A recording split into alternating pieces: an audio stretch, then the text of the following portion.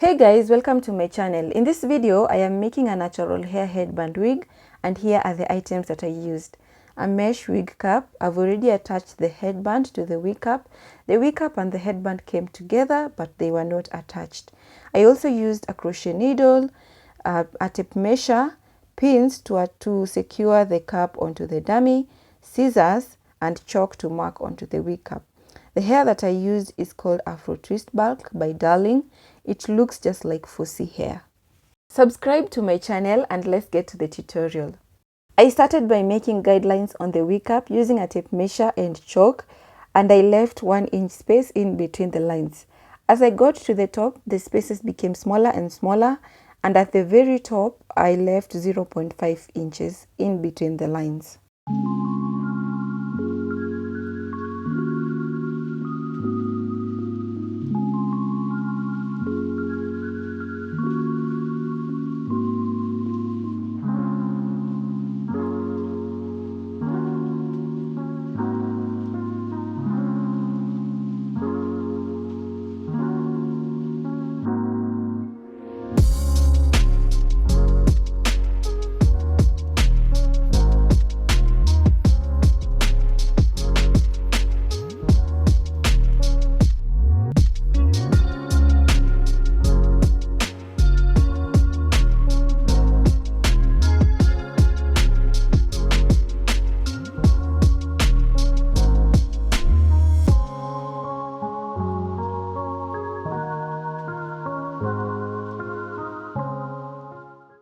After making the guidelines, I prepped the hair, and this is how the top of the hair looked.